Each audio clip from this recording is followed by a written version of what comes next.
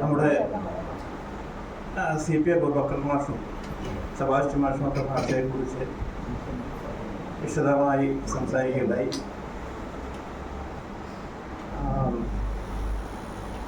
ഭാഷ വളരുന്നു, 20-ാം നൂറ്റാണ്ടിലെ മലയാളമാണ് മികച്ച മലയാളമെന്ന് അദ്ദേഹം പറഞ്ഞു. അതിനോട് ഇവിടെയുള്ള എത്ര പേർക്ക് യോജിപ്പുണ്ട് എന്നെനിക്ക് അറിഞ്ഞുകൂടാ. ഒരു കാര്യം തീർച്ചയാണ്, അന്നത്തെ പോലുള്ള ഗദ്യകാരന്മാർ ശുദ്ധമായ മലയാള ഭാഷയുടെ മാന്ത്രികത അനുഭവിപ്പിക്കുന്ന ഗദ്യകാരന്മാർ ഇന്ന് മലയാളത്തിലില്ല എന്നുള്ളൊരു വാസ്തവമാണ്. മാരാരുടെയോ ഭാസ്കരൻ നായരുടെയോ വീട്ടിയുടെയൊക്കെ പോലുള്ള ഗദ്യം മലയാളത്തിലുണ്ടോ എന്നെനിക്ക് സംശയമാണ്. സ്ഥാപനങ്ങൾക്ക് യഥാർത്ഥത്തിൽ ഇപ്പോൾ സാഹിത്യ അക്കാദമിക്ക് ഇപ്പോൾ ഭാഷയുടെ പരിപാലനം എന്നുള്ളത് മാത്രമല്ല ഉത്തരവാദിത്തം. അതിന് ഭാഷാ പരിഷ്കരണ വകുപ്പുണ്ട്, മലയാളം മിഷൻ എന്ന് പറയുന്ന സംഗതി ഉണ്ട്, അവരൊക്കെ ഉണ്ട്. പക്ഷെ അക്കാദമിക്ക് കഴിയാതിരുന്നൊരു കാര്യം, അക്കാദമി തന്നെ മുൻകൈ എടുത്തപ്പോൾ മുഖ്യമന്ത്രി ആവശ്യപ്പെട്ടതനുസരിച്ച് ഒരു കേരള ഗാനം തിരഞ്ഞെടുക്കാനായിട്ട് പറഞ്ഞു. എന്തുകൊണ്ടോ അത് സാധിക്കുന്നില്ല എന്നാണ്. അത് അക്കാദമിയുടെ കുഴപ്പമായിട്ട് എനിക്ക് തോന്നുന്നില്ല. അങ്ങനെ ഒരു ഗാനം സംഭാവന ചെയ്യാൻ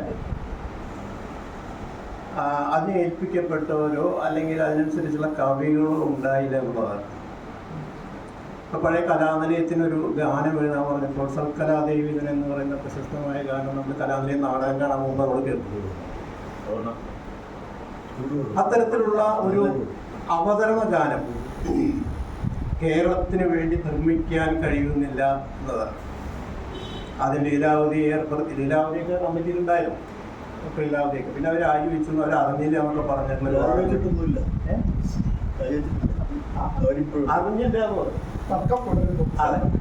എന്തായാലും കേരള ഗാനം വിദൂരമാണ്. നമുക്കൊരു കേരളത്തിൻ്റെതായ ഒരു ദേശീയ ഗാനം എന്ന് വേണമെങ്കിൽ പറയാം, അതുണ്ടാകാനുള്ള സാധ്യത വിദൂരമായിട്ട് നിൽക്കുന്നു എന്നുള്ളതാണ്. അത് അക്കാദമിയുടെ കുഴപ്പമായിട്ട് ഞാൻ കാണുന്നില്ല. അക്കാദമിക്ക് തിരഞ്ഞെടുക്കാൻ കഴിയുന്നില്ല, അങ്ങനെ ഒരു ഗാനം വരുന്നില്ല എന്നതാണ് എനിക്ക് തോന്നുന്നത്. ഈ ഭാഷയെക്കുറിച്ചുള്ള ചർച്ച, ചിന്ത ഇന്ന് വളരെ പ്രസക്തവും പ്രധാനപ്പെട്ടതുമായൊരു വിഷയമാണ്. ഇംഗ്ലീഷ് പഠനത്തിൻ്റെ വ്യാപനം, അതുപോലെ അന്യസംസ്ഥാനക്കാരുടെ കുടിയേറ്റം, ഇത് രണ്ടും മാത്രമല്ല നമ്മുടെ ഭാഷ ഇങ്ങനെ ഞെരുങ്ങാനായിട്ട് കാരണം. മലയാള ഭാഷ ഇത് രണ്ട് പ്രധാനപ്പെട്ട രണ്ട് കാരണങ്ങളാണ്. വേറെയും അനവധി കാരണങ്ങളുണ്ട്. ഒന്നാമത്തെ കാരണം, നമുക്ക് തമിഴന്മാരെ പോലെയോ അല്ലെങ്കിൽ തെലുങ്കന്മാരെ പോലെയോ കന്നഡക്കാരെ പോലുള്ള ഒരു ഭാഷാ സ്നേഹം ഇല്ല എന്നുള്ളതാണ്. മലയാളിയുടെ രക്തം തിളയ്ക്കണമെങ്കിൽ രണ്ട് കാര്യങ്ങൾ വേണം. ഒന്നുകിൽ മതം, അല്ലെങ്കിൽ രാഷ്ട്രീയം. ഈ രണ്ട് കാര്യങ്ങൾ കൊണ്ട് മാത്രമേ മലയാളിയുടെ രക്തം തിളയ്ക്കൂ. പക്ഷെ തമിഴിൻ്റെയും തെലുങ്കിൻ്റെയും കന്നഡക്കാരുടെയും രക്തം തിളയ്ക്കാൻ ഇത് പോരാ. ഭാഷയാണ്. അവരുടെ ഭാഷയിൽ തൊട്ട് കളിച്ചാലാണ് അവർക്ക് അവരുടെ രക്തം തിളയ്ക്കുന്നത്. പല അവസരങ്ങളിൽ നമ്മൾ അനുഭവിച്ചിട്ടുള്ളതാണ്. അവിടെ പോയാൽ നമുക്കറിയാം. ബാംഗ്ലൂരും അതുപോലെ തമിഴ്നാട്ടിലും പോയാൽ അറിയാം, അവിടുത്തെ ബോർഡുകൾ അവരുടെ ഭാഷയിലാണ് അവർ ബോർഡുകൾ. അത് മറ്റുള്ളവർക്ക് മനസ്സിലാവുന്നുള്ളത് നമുക്ക് പ്രശ്നമല്ല. അത് ഹിന്ദിക്കാരന് മനസ്സിലാവും, മലയാളിക്ക് മനസ്സിലാവുന്നതൊന്നും അവരുടെ വിഷയമല്ല. അവരുടെ ബോർഡ് അവരുടെ ഭാഷയിലേക്ക്. നമ്മളവിടെ ചെല്ലുമ്പോൾ തുടങ്ങാറുണ്ട് അത് കണ്ടിട്ട്. പിന്നെ അവരുടെ ഭാഷ എഴുതി കഴിഞ്ഞ് ബാക്കി സ്ഥലം ഉണ്ടെങ്കിൽ ചിലപ്പോൾ ഇംഗ്ലീഷ് അവിടെ എഴുതിയെന്ന് വരാം, ചിലപ്പോൾ അതുണ്ടാവില്ല. അപൂർവമായിട്ട് മാത്രം അങ്ങനെ വരും. ഇത് ഭാഷാഭ്രാന്ത് ആണ് എന്ന് നമുക്ക് വിമർശിക്കാൻ പറ്റും, തമിഴന്മാരെ കന്നഡക്കാരെ. പക്ഷേ മതഭ്രാന്തിനേക്കാളും രാഷ്ട്രീയ ഭ്രാന്തിനേക്കാളും ഭേദമാണ് ഭാഷാഭ്രാന്ത് എന്നുള്ളതാണ്. തമ്മിൽ ഭേദമാണ്. നമ്മൾ മലയാളത്തെ ശരിക്കും യഥാർത്ഥത്തിൽ പ്രവൃത്തി കൊടുക്കുക നമ്മൾ ചെയ്യും. പണ്ട് ഹിറ്റ്ലർ ഇന്ത്യ ആക്രമിക്കാൻ പോകുന്നു എന്ന് കേട്ടപ്പോൾ ജർമ്മൻ പഠിക്കാൻ ആലോചിച്ചിട്ടോ?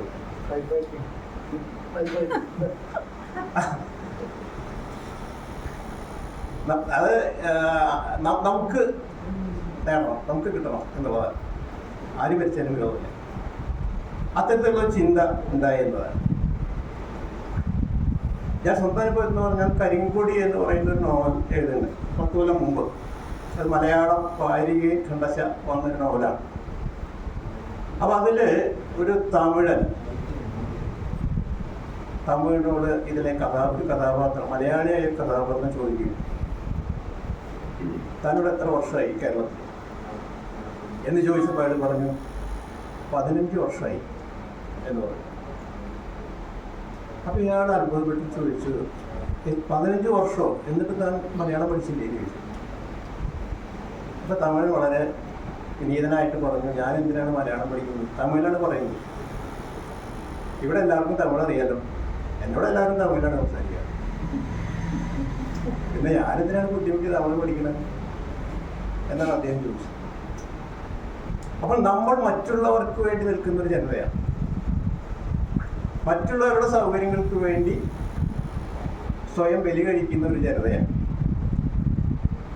മറ്റൊരു ഭാഷക്കാരത് ചെയ്യില്ല. അതാണ് നേരത്തെ പറഞ്ഞത്. അവരുടെ ബോർഡ് അവരുടെ ഭാഷയാണ്.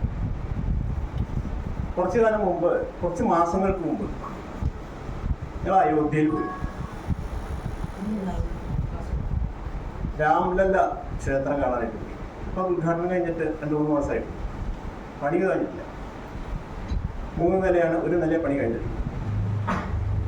അവിടെ ചെന്നപ്പോൾ വളരെ മനോഹരമായ ക്ഷേത്രമാണ്. വളരെ തിരക്കുള്ള. അവിടെ ഒരു ഗൈഡ് ഉണ്ടായി. ആ ഗൈഡ് ഒരു 10-26 വയസ്സായ പെൺകുട്ടിയാണ്. അവര് അയോധ്യക്കാരിയാണ്. ആ പെൺകുട്ടി അതിന്റെ പരിസരത്ത് ജനിച്ചു വന്ന ആളാണ്. അപ്പോൾ അത് കഴിഞ്ഞു വന്നപ്പോൾ അവര് എവിടുന്ന കാര്യങ്ങളൊക്കെ ചോദിച്ചപ്പോൾ ഞങ്ങൾ കേരളത്തിൽ നിന്നാണെന്ന് പറഞ്ഞു. എവിടുന്നാന്ന് ചോദിച്ചപ്പോൾ കേരളത്തിൽ നിന്നാണെന്ന് പറഞ്ഞു. പ്രത്യേകിച്ച് ഒരു വികാരമില്ല. അത് കേട്ടതൊന്നും അറിയില്ല. അത് കഴിഞ്ഞപ്പോൾ ഞങ്ങൾ അവരോട് ചോദിച്ചു, കേരളം അല്ല ഗുരുവായൂർ എന്ന് കേട്ടിട്ടുണ്ടോ എന്ന് ചോദിച്ചു. അതെടുത്ത വൈകുന്നോ വന്നത് ഗുരുവായൂർ കേട്ടിട്ടില്ല. പിന്നീട് അവിടെ ആലോചിച്ചിട്ട് പറഞ്ഞു, ഞാൻ പത്മനാഭ ടെമ്പിൾ കേട്ടിട്ടുണ്ട്. അപ്പൊ അതെങ്ങനെയാണ്? കുറെ ട്രഷേഴ്സ് അവിടെ, കുറെ സ്വത്ത് അവിടെ വന്നതിന്റെ വാർത്ത സുപ്രീം കോടതിയിൽ എത്തിയതിന്റെ ഒരു വാർത്ത അവർ വായിച്ചിട്ടുണ്ട്. അങ്ങനെയാണ് പത്മനാഭ ടെമ്പിളിനെ കുറിച്ച് കേട്ടത്.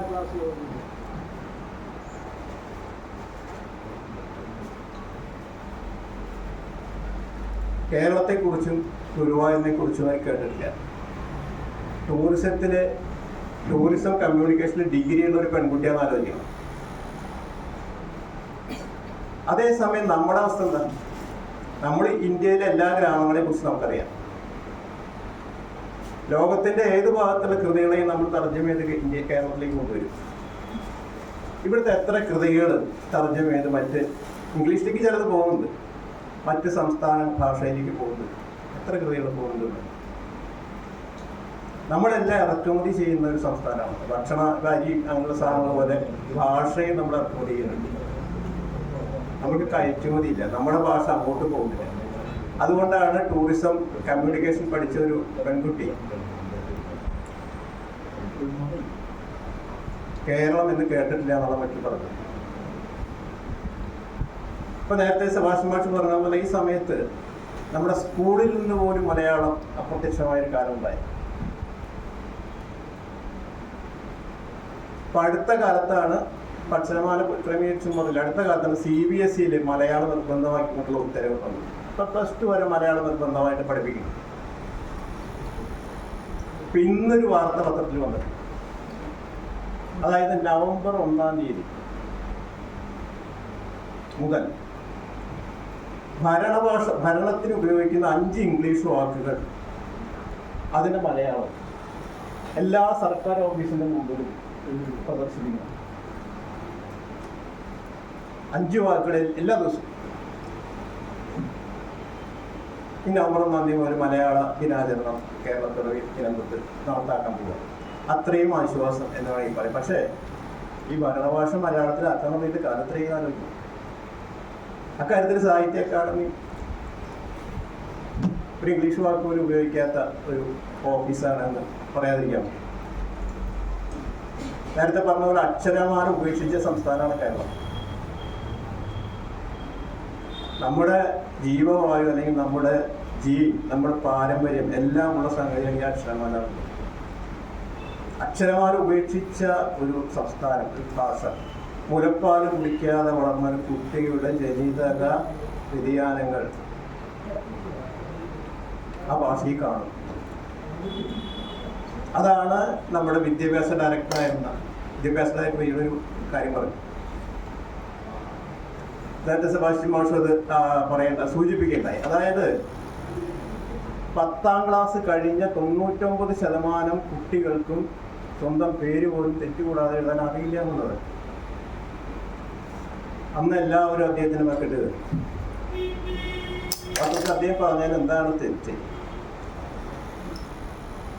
അങ്ങനെ അത് വിവാദമായപ്പോൾ അച്ചടിച്ചൊരു കടലാസ്, അക്ഷരമാല അച്ചടിച്ച ഒരു കടലാസ് പാഠപുസ്തകത്തിന്റെ കൂടെ പിൻ ചെയ്തിട്ട് വിതരണം ചെയ്തു.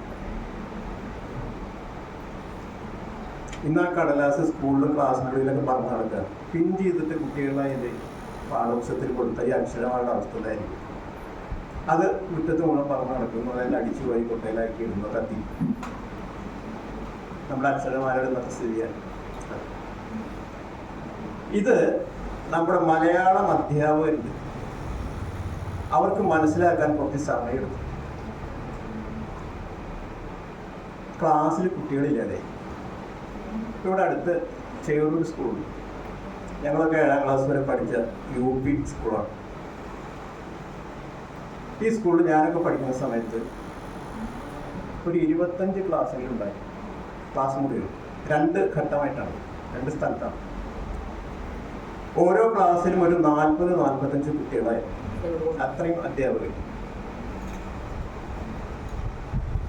ഇന്നത്തെ അവസ്ഥ എന്താ പറയുക?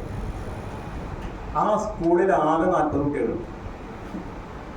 അന്ന് ഒരു സ്റ്റാൻഡേർഡ് ഉണ്ടായിരുന്ന കുട്ടികൾ ഇന്ന് ആകെ 40 കുട്ടികളുണ്ട്. അവിടെ ടീച്ചർമാരാണ് കൂടുതൽ. ഈ ടീച്ചർമാരെ മുഴുവൻ മറ്റ് സ്ഥലങ്ങളിലേക്ക് ട്രാൻസ്ഫർ ചെയ്ത് ഓടിച്ചിടണം. ഇവിടെ ആവശ്യമില്ല, ഡിവിഷൻ ഹോളാണ്. പഠിക്കാൻ കുട്ടികളല്ല, മലയാളം മീഡിയമാണ്. ഇപ്പൊ ഉള്ള ടീച്ചർമാര് കുട്ടികളെ അന്വേഷിച്ച് നടക്കുന്ന ഒരു ഗതികളിൽ സ്ഥാപനത്തി. അതിനൊരു പ്രധാന കാരണം നമ്മുടെ മലയാളം അധ്യാപകർ മലയാളത്തിന് മാർക്ക് കൊടുക്കുന്നില്ല എന്നുള്ളതായിരുന്നു. ഞാനൊക്കെ സ്കൂളിൽ പഠിക്കുന്ന സമയത്ത് എല്ലാ ഉത്തരവും ശരിയായിട്ട് എഴുതിയാൽ 60-65 മാർക്കെടുത്ത്, ബാക്കി 35 മാർക്കില്ല. ഒന്നുകിൽ അക്ഷരം തെറ്റെന്ന് പറയും, അല്ലെങ്കിൽ വരി ചെരിഞ്ഞു എന്ന് പറയും. ഇങ്ങനെയുള്ള കാരണങ്ങൾ പറഞ്ഞ് 35 മാർക്ക് കുറയ്ക്കും. അങ്ങനെയായിരുന്നു അന്നത്തെ രീതി. അപ്പോൾ ഈ കുട്ടികളൊന്നും മലയാളം എടുക്കാതെ, കുട്ടികളൊക്കെ സംസ്കൃതം മറ്റിലെടുത്ത് അതിനൊക്കെ ഫുൾ മാർക്കാണ്. അത് വളരെ വൈകിട്ടാണ് നമ്മുടെ മലയാളം അധ്യാപകർക്ക് മനസ്സിലായി. അപ്പം അവരെന്ത് ചെയ്യുന്നു? വരി തെറ്റിയാലും വിരോധമില്ല, അക്ഷരത്തിന് ഉണ്ടായാലും വിരോധമില്ല, ഉത്തരം തെറ്റിയാലും വിരോധമില്ല, വാരിക്ക് ഒരു മാർക്ക് കൊടുക്കണം. ഇപ്പൊ ഏത് മണ്ടനും 90-95 മാർക്കാണ് മലയാളം. അതിന് പേര് എഴുതാൻ അറിയില്ല, അത് വേറെ കാര്യം. പക്ഷെ മാർക്ക് 95 കിട്ടും. കാരണം അത് മലയാള അധ്യാപകരുടെ നിലനിൽപ്പിന്റെ പ്രശ്നമാണ്. അതിന് ആളില്ല. ഇപ്പൊ എല്ലാവരും മലയാളം എടുത്തു തുടങ്ങി അത്യാവശ്യം. കാരണം തെറ്റിയാലും മാർക്കാണ്. ഇങ്ങനെയൊക്കെയാണ് മലയാള ഭാഷ ജീവശ്വാസം നിലനിർത്തി ഇങ്ങനെ പോകുന്നത്. ഈ ടീച്ചർമാർക്കും മാഷന്മാർക്കും ജോലി ഉണ്ടാവാൻ വേണ്ടി മാത്രം. പിന്നെ മലയാളത്തെ പിടിച്ചു നിർത്തുന്ന 2 കാര്യങ്ങളാണ് പത്രങ്ങളും TV. TV-യിൽ എത്ര വികലമായ ഉച്ചാരണങ്ങളും എത്ര വികലമായ ഭാഷാപ്രയോഗങ്ങളും, കൂടുതൽ വിശദമായി എന്നൊക്കെയാണ് അതിന് പറയാം. ടി വിയിൽ വാർത്തയിൽ. അപ്പോൾ അതൊക്കെ ഉണ്ടായിട്ട് പോലും ഇപ്പോഴും ഇത് രണ്ട് കാര്യങ്ങളാണ് നമ്മുടെ ഭാഷയെ പിടിച്ചു നിർത്തുന്ന രണ്ട് കാര്യങ്ങൾ. ഇപ്പം നേരത്തെ സെബാസ്റ്റ്യൻ പറഞ്ഞത് കുട്ടികൾ പത്രം വായിക്കുന്നില്ല എന്ന് പറഞ്ഞത് അത് ശരിയാണ്. ആദ്യം സ്പോർട്സ് വേണമെങ്കിൽ വായിക്കുമായിരുന്നു, ഇന്ത്യയുടെ സ്കോർ അറിയാൻ. ഇപ്പം അതൊക്കെ മൊബൈലിൽ കിട്ടും, പത്രം തുടങ്ങേണ്ട ആവശ്യമില്ല. മറ്റു വാർത്തകളൊന്നും അവരെ ബാധിക്കുന്ന കാര്യങ്ങളേ അല്ല, രാഷ്ട്രീയമായാലും മറ്റു കാര്യങ്ങളും. അവരുടെ ധാരണ ഈ പ്രായമായിട്ടുള്ള വയസ്സന്മാരായിട്ടുള്ള ആൾക്കാർക്ക് വായിക്കേണ്ട സാധനമാണ് പത്രം എന്നാണ് കുട്ടികൾ ചെയ്യുന്നത്. പിന്നെ വേറൊരു പണിയില്ലാതെ വീട്ടിലിരിക്കുന്ന ആൾക്കാർക്ക് വായിക്കേണ്ട ഒരു സാധനമാണ് ഈ പത്രം. അതിൻ്റെ അന്തസ്സത്ത് എന്താണെന്നുള്ളത് നമ്മുടെ പുതിയ തലമുറയ്ക്ക് അറിഞ്ഞുകൂടാ. ഇനി അവർ വയസ്സന്മാരാകുമ്പോൾ ചിലപ്പോൾ വായിച്ചു വരാം, അത്രയും. ഇതെല്ലാം മലയാളം നേരിടുന്ന, ഭാഷ നേരിടുന്ന വലിയ ഭീഷണികളാണ്. ഈ ഭാഷയെ പറ്റിയിട്ട് ആധികാരികമായിട്ട് സംസാരിക്കാനൊന്നും അറിഞ്ഞുകൂടാ.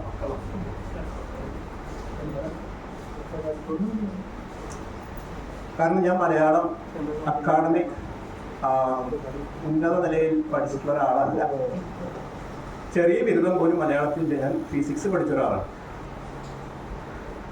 തെറ്റുകൂടാതെ മലയാളം എഴുതാൻ അറിയാം എന്നൊരു അഹങ്കാരം മാത്രമേ എനിക്കുള്ളൂ. ഇത് വിനയം കൊണ്ട് പറയുന്നതല്ല, യാഥാർത്ഥ്യം അതാണ്. പക്ഷെ ഭാഷ എന്താണെന്ന് മനസ്സിലാക്കിയത് സ്കൂളും കോളേജിലും പഠിച്ചിട്ടല്ല, നമ്മുടെ ഗദ്യകാരന്മാരുടെ മലയാളം വായിച്ചിട്ടില്ല. ഞാൻ നേരത്തെ പറഞ്ഞതുപോലെ മുണ്ടശ്ശേരിയുടെയും മാരാരുടെയും ഭാസ്കരന്മാരുടെയും വീട്ടിയുടെയും സഞ്ജയന്റെയും ഒക്കെ മലയാളം വായിച്ചിട്ടില്ല. അവർക്ക് തെറ്റ് പറ്റില്ല എന്നുള്ള ധാരണ എനിക്കുണ്ടായി. അവരുടെ ആശയങ്ങളോട് യോജിക്കാം, പക്ഷെ അവരുടെ ഭാഷ തെറ്റില്ല. നമ്മുടെ മലയാളത്തിൽ ചൊല്ലിട്ട് മഹാകവി പ്രയോഗം എന്ന് പറയും. മഹാകവികൾ എന്തെഴുതുന്നു അതിന് വ്യാകരണം ബാധകമല്ല എന്നതാണ്. വള്ളത്തോൾ ആശാനും ഉള്ളൂരമൊക്കെ എഴുതുന്ന കാവ്യത്തിനോ മലയാളത്തിനോ ഒന്നും, ഇപ്പൊ മാരാർ എഴുതുന്നതല്ലോ, അതിനൊന്നും വ്യാകരണ ബാധകമല്ല, വ്യാകരണ തെറ്റ്. അത് നമ്മുടെ കണ്ടി സുപ്രീം കോടതി വിധി പോലെയാണ്. അത് ഈ രാജ്യത്തെ നിയമമാണ്, അതിന് തിരുത്താൻ അവർക്ക് കഴിയില്ല. അതുപോലെയാണ് നമ്മുടെ മഹാകവി പ്രയോഗം എന്ന് പറയുന്നത്. അവർ തെറ്റ് വരുത്തിയാൽ അത് തെറ്റല്ല, ശരിയാണ്. അതാണ് നമ്മുടെ വ്യാകരണ നിയമം. മലയാളം അനുവർത്തിച്ചു കൊണ്ടിരുന്ന ഒരു നിയമം അതാണ്.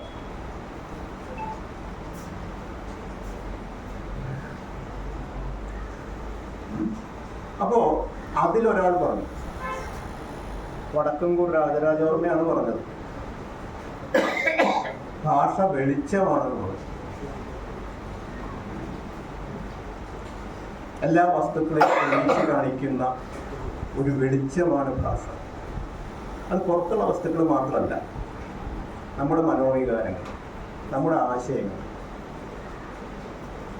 എന്തൊക്കെയുണ്ട് അതെല്ലാം തെളിയിച്ച് കാണിക്കുന്ന ഒന്നാണ് ഭാഷ എന്നതിൽ പറഞ്ഞു. ദേ പാമ്പ് എന്ന് നമ്മളൊരു പറഞ്ഞാൽ അത് ഉണ്ടാക്കുന്ന ഒരു അന്തരീക്ഷമുണ്ട്. അത് ഞാൻ പറയുന്ന എന്നിലും കേൾക്കുന്ന നിങ്ങളിലും ഉണ്ടാക്കുന്ന ഒരു വികാരം. പാമ്പ് ഇവിടെ വന്നാൽ ഉണ്ടാകുന്ന അതിൻ്റെ ഭവിഷ്യത്തുകൾ, അപ്പോൾ ഇവിടെ ഉണ്ടാകാൻ പോകുന്ന അന്തരീക്ഷം, ഇതെല്ലാം കൂടിച്ചേർന്ന ഒരു വാക്കിൽ കുറേ അർത്ഥങ്ങൾ വരികയാണ്.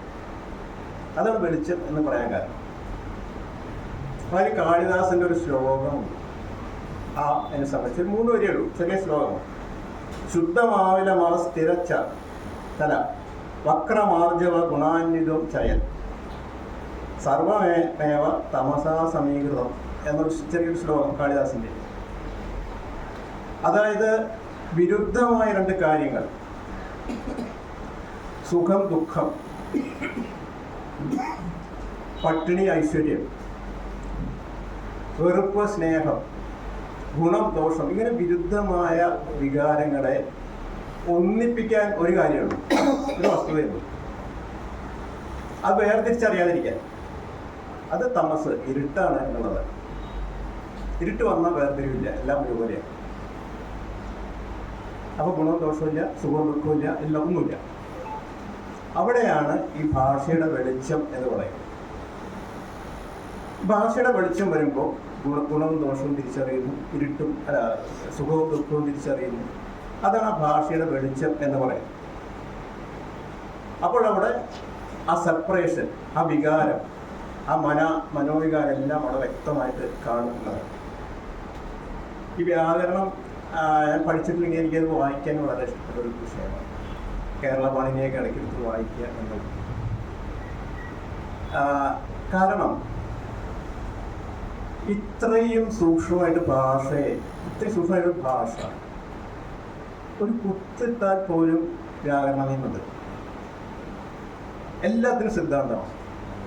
അത് വേറൊരു ഭാഷയ്ക്കില്ല, മലയാളത്തിന് മാത്രം വരാതിരിക്കുകയാണ്. നമ്മുടെ അക്ഷരമാല തന്നെ നോക്കും. ഇപ്പോൾ ചൈനീസിലും ഇംഗ്ലീഷിലും 26 അക്ഷരമാണ്, അറബിയിൽ 28 അക്ഷരമാണ്, ഫ്രഞ്ചിൽ 26 അക്ഷരം, ജർമ്മനിൽ 30 അക്ഷരം, റഷ്യനിൽ 33 അക്ഷരമാണ്. ഇനി ഇന്ത്യയിലെ സംസ്ഥാനങ്ങളിൽ വന്നു കഴിഞ്ഞാൽ തമിഴിൽ 30 അക്ഷരമുണ്ട്, ഹിന്ദിയിൽ 45 അക്ഷരമാണ്, കുറച്ച് കൂടുതലുള്ള കന്നഡയിലാണ് 49 അക്ഷരമാണ്. ഇതാണ് മാക്സിമം. നമ്മൾ മലയാളത്തിലേക്ക് നോക്കും. 51, 52 ടീച്ചറെ ശരിക്കും കൃത്യം എത്രയാണ്? മലയാള ഭാഷയിലെ അക്ഷരമാലയില് 51 അക്ഷരം, 52 അക്ഷരം എന്ന് പറയും.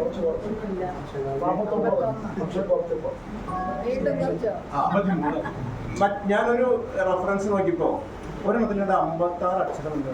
56 അക്ഷരം എന്ന് പറഞ്ഞാൽ 42 വ്യഞ്ജനവും ബാക്കി സ്വരം.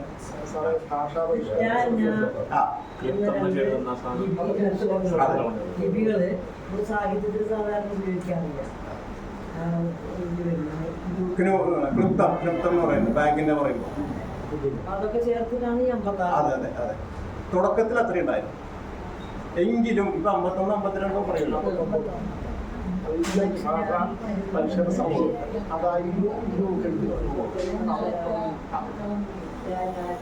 എങ്കിൽ പോലും ഏറ്റവും കൂടുതൽ അക്ഷരമാലയുടെ ഭാഷ നമ്മളതിന്റെ സൂക്ഷ്മതയിലേക്ക് പോകുമ്പോൾ അതിന്റെ പ്രത്യേകത അറിയാം. ഞാൻ നിങ്ങളെ മലയാളം പഠിപ്പിക്കില്ല കേട്ടോ, അതിന്റെ ഒരു പ്രത്യേകത പറയുന്നത് മാത്രം. ഇപ്പൊ കാ ഖ ഗ ഖ ങ എന്ന് പറയുന്നത് കണ്ഠ്യം, തൊണ്ടയെന്ന് വരുന്ന പാട്ട്. ച ഛ ജ ഛ ഞ താലവ്യം, ചുണ്ടല്ലേ അല്ല നാവല്ലേ. ഠ ഡ ഡ ഠ ണ മൂർധന്യം, മൂക്കല്ലേ, ശിരസിന്റെ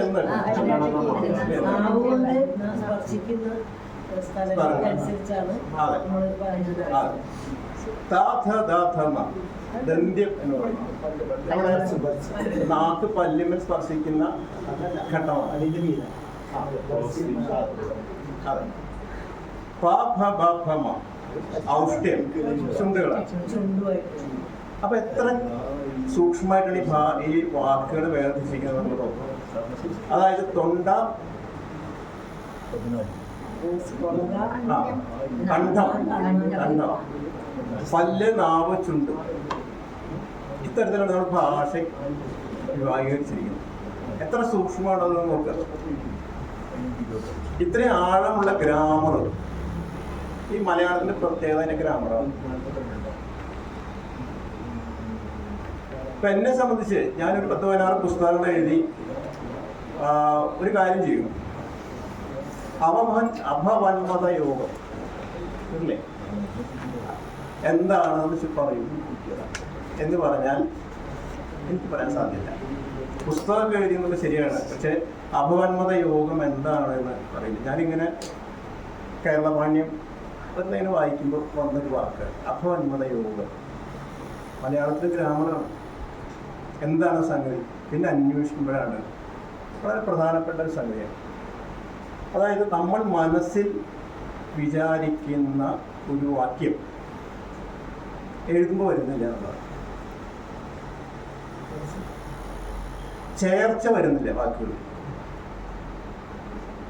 വാക്യത്തിന് പിഴവുകൾ ഉണ്ടാവും. പക്ഷെ മനസ്സിൽ നമ്മൾ വ്യക്തമായിട്ട് ആ സംഗതി എന്താണെന്നുള്ളത് എന്താ വാക്ക്? അഭവന്മത യോഗം. അഭവന്മത യോഗം അഭയാണല്ലേ? യോഗം. ഇതിനെ അന്വേഷിച്ച് പോകുമ്പോൾ ഇതിനൊരു ഉദാഹരണം കൊടുത്തിട്ടുണ്ട്. 500 മീറ്റർ വിസ്തൃതിയുള്ള പന്തൽ നിർമ്മാണം എന്ന് എഴുതിയാൽ അഭവന്മതി ദോഷമുള്ള വാക്യമാണ്. 500 ചതുരശ്ര മീറ്റർ വിസ്തീർണമുള്ള പന്തൽ നിർമ്മാണം എന്നെഴുതുന്നു. പന്തൽ എന്ന് എഴുതിയ അഭവന്മതി ദോഷമായി. അതിൻ്റെ കാരണം ഈ നമ്മൾ എന്താണ് ഉദ്ദേശിച്ചത് ആ അർത്ഥം വരിക. ഇവിടെ നിർമ്മാണത്തിനാണ് പ്രാധാന്യം വരുന്നത്, അതേസമയം പന്തലിനും പ്രാധാന്യം വരും. രണ്ടാമത് ഇവിടെ ഒരു കൺഫ്യൂഷൻ വാക്യത്തിലുണ്ടാവുക. അതിനെയാണ് അഭവന്മതി യോഗം എന്ന് പറയുന്നത്. ഇത് വളരെ ഈ ഭാഷയുടെ ഒരു കെട്ട് മനസ്സിലാണ്. ഈ വാക്കുകൾ നമ്മൾ യോജിപ്പിക്കേണ്ട ഒരു കെട്ട് മനസ്സിലാണ് അഭവന്മതി എന്ന് പറയുന്നത്. അത് വളരെ സിമ്പിളായിട്ട് നമുക്ക് മാറ്റാം. എങ്ങനെ? അതിൻ്റെ ഉദാഹരണം അതിൽ പറയുന്നുണ്ട്. 500 ചതുരശ്ര കിലോമീറ്റർ വിസ്തൃതിയുള്ള പന്തലിൻ്റെ നിർമ്മാണം എന്നാക്കിയാൽ ആ ദോഷം തീരും എന്നാണ്. അഭവന്മതി ദോഷം തീരും. പന്തലിൻ്റെ നിർമ്മാണം എന്നായിരിക്കും. പന്തൽ നിർമ്മാണം എന്ന് മുറിച്ച് എഴുതുമ്പോൾ ആ ദോഷം തീരുന്നു എന്നാണ്. വാസ്തവത്തിൽ ഇത് നമ്മളോട് ചോദിച്ചാൽ നമുക്കിത് സിമ്പിളായിട്ട് നോക്കുകയാണെങ്കിൽ എഴുതാൻ കഴിയും. പക്ഷെ ഇതിൻ്റെ സിദ്ധാന്തം എന്താണെന്ന് ചോദിച്ചാൽ അത് പറയാൻ കഴിയില്ല. അത്രയും വിപുലമായ ഒരു മലയാളം ഗ്രാമർ എന്ന് പറയും. ഇത് കാരണം നമ്മളിത് മറ്റേ കേരള വാണിജ്യം കലക്കി കുറിച്ചിട്ടൊന്നും എഴുതാൻ കഴിയില്ല. പക്ഷെ നമ്മൾ ഗ്രാമർ അറിയണോ എന്ന് ചോദിച്ചാൽ അറിയാം. ആസ്വാദനത്തിന്റെ ഒരു തലത്തിൽ നമ്മൾ വ്യാകരണം അറിയാതെ മുന്നോട്ട് പോകാൻ പറ്റില്ല. അത് എത്ര സിമ്പിളായിട്ടൊരു കാര്യമാണ്. ഇപ്പൊ പറ്റുവിന, മുറ്റുവിന, മുൻവിനയിച്ചും പിൻവിനയിച്ചും, കർമ്മണി പ്രയോഗം, കർത്തരി പ്രയോഗം, ഇതിനൊക്കെ ഒരു ഉദാഹരണം പറയൂ എന്ന് എന്നോട് ചോദിച്ചാൽ എനിക്ക് പറയാൻ കഴിയില്ല.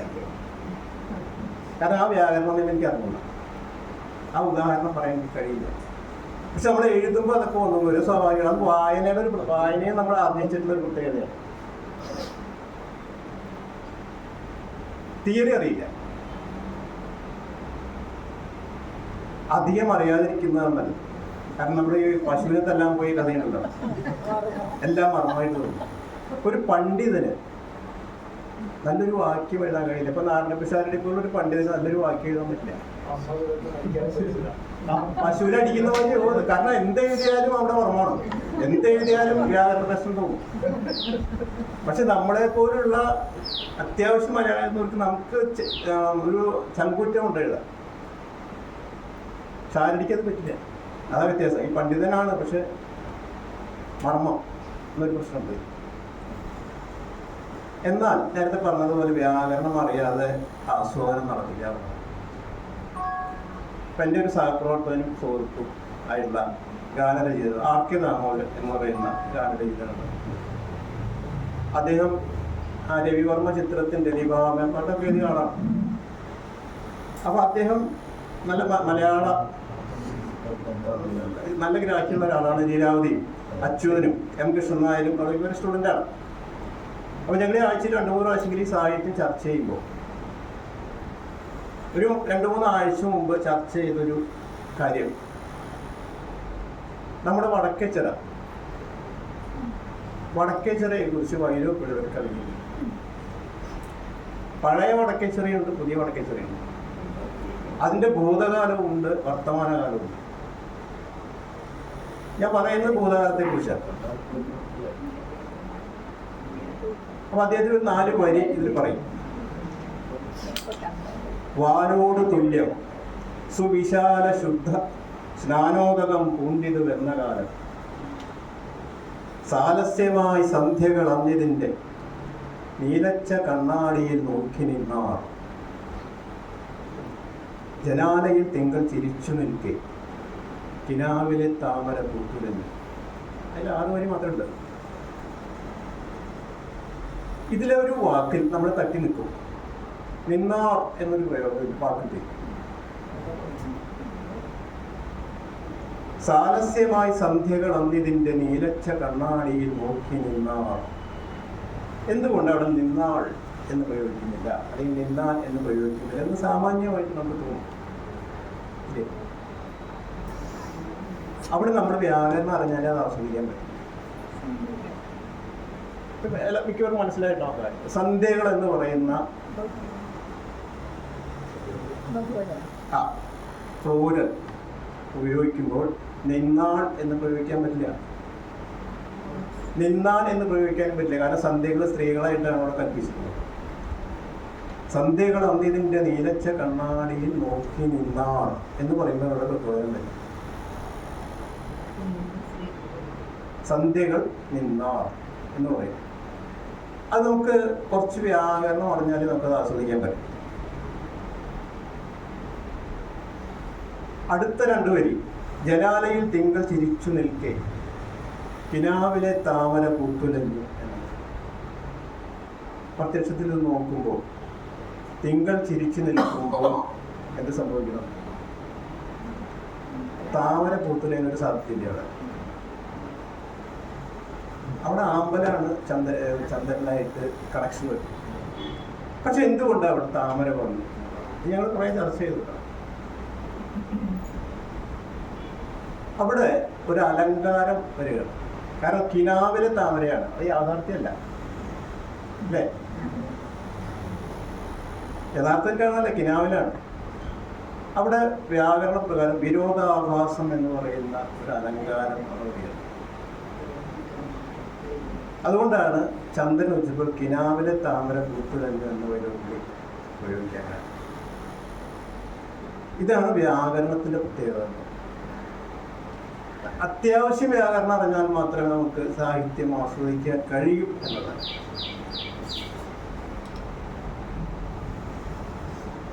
പിന്നെ നേരത്തെ അവിടെ പത്രഭാഷയെ കുറിച്ച് പറഞ്ഞു. നമ്മുടെ സ്ഥിരമായിട്ട് വാദിക്കുന്ന ചില ആളുകളുണ്ട്, ഭാഷ ലളിതമാകണം. ശരിക്കും പറഞ്ഞാൽ ഭാഷ ലളിതമാകണമെങ്കിൽ ലളിതമായ ഭാഷ ഒന്നേ ഉള്ളൂ, അത് പത്രഭാഷയാണ്. അതിന് താഴേക്ക് പോകാൻ പറ്റില്ല. ഈ നെല്ലിപ്പലയാന്നൊക്കെ പറയുന്ന ഒരു കാര്യം ഈ പത്രഭാഷ എന്ന് പറയുന്നത്. അവിടെ ഭാഷയുടെ ലാളിത്യം അവസാനിക്കുക. ഇന്ന് പലരും സാഹിത്യ ഭാഷ പത്രഭാഷയിൽ എഴുതുന്ന ആളുകളുണ്ട് കേട്ടോ. കഥയും കവിതയും നോവലും നാടകവും ഒക്കെ പത്രഭാഷയിൽ എഴുതുന്ന ആളുകളുണ്ട്. പിന്നെ എന്തിനാണ് സാഹിത്യം വായിക്കുന്നത്? പത്രം വായിച്ചാൽ പോലെ. സാഹിത്യം വായിക്കുമ്പോൾ അത് സാഹിത്യ ഭാഷയാണ് എന്നാണ് ഞാൻ വിചാരിക്കുന്നത്. സി വി രാമൻപിള്ളയെ തിരുത്താൻ കഴിയാൻ, ലഘൂകരിക്കാൻ കഴിയും, പറ്റും. അതാണ് 2ാം കൂടം എന്ന് പറഞ്ഞു. കഥകളിയെ ലഘൂകരിക്കണം എന്ന് ആരെങ്കിലും പറയാറുണ്ടോ? കഥകളി ലഘൂകരിച്ചു, അതാണ് ഓട്ടംതുള്ളൽ. അതാണ് സാഹിത്യ ഭാഷയും പത്രഭാഷയും തമ്മിലുള്ള വ്യത്യാസം. കഥകളിയും ഓട്ടംതുള്ളലും തമ്മിലുള്ള വ്യത്യാസമാണ്. അത് ഏത് വേണ്ടും സ്വീകരിക്കാം. പക്ഷെ കഥകളി പാടില്ല. കഥകളി മുഴുവൻ ഓട്ടംതുള്ളലാവണം എന്ന് പറഞ്ഞാൽ നടക്കില്ല. കഥകളി വേണ്ടവർക്ക് കഥകളി കാണാം. അതുപോലെയാണ് ഈ സാഹിത്യത്തിൻ്റെ ആദിത്യവർത്തനം. ഈ പത്രത്തിൽ നമ്മൾ പത്രഭാഷ എന്ന് പറയുമ്പോൾ പത്രത്തിൽ കാണുന്ന ചില, നേരത്തെ ഭാഷ ചില സൂചിപ്പിക്കുകയുണ്ടായി, പത്രത്തിൽ കാണുന്ന ചില തെറ്റുകൾ നമ്മളങ്ങോട്ട് വായിച്ചു. നമുക്ക് പ്രത്യേകിച്ച് തെറ്റൊന്നും തോന്നില്ല. കാരണം പത്രവായന എന്ന് പറഞ്ഞാൽ യാന്ത്രികമാണ്. സാഹിത്യം വായിക്കുന്ന പോലെയല്ല പത്രം വായിക്കുന്നത്. ഓടിച്ചു വായിക്കുക എന്നുള്ളതല്ല, യാന്ത്രികമാണ്. 10-20 മിനിറ്റ് കൊണ്ട് പത്രം വായിച്ചു. പക്ഷെ ഒരു കഥ, കവിത 10 മിനിറ്റ് കൊണ്ട് വായിക്കുക എന്ന് പറഞ്ഞാൽ അത് വെറും വായന മാത്രമേ ഉള്ളൂ, ആസ്വാദനം ആവുന്നില്ല.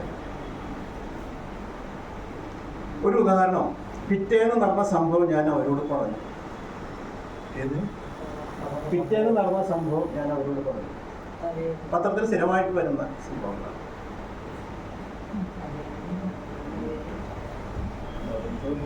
നടന്ന സംഭവം അതെ അല്ല അങ്ങനെയാണ് പത്രത്തിൽ സ്ഥിരമായിട്ട്. പക്ഷെ നമ്മളത് വായിച്ചങ്ങ് പോകും.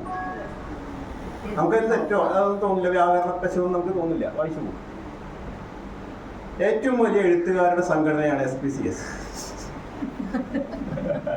എന്നൊരു വാക്യം, അതും നമ്മൾ വായിച്ചു പോകും. എഴുത്തുകാരുടെ ഏറ്റവും വലിയ സംഘടനയാണ് SPCS. നമ്മൾ തിരുത്തി വായിക്കണം അല്ലേ? നളൻ ശബ്ദമുണ്ടാക്കാതെ ഉറങ്ങുന്ന അരയന്നത്തെ സമീപിച്ചു.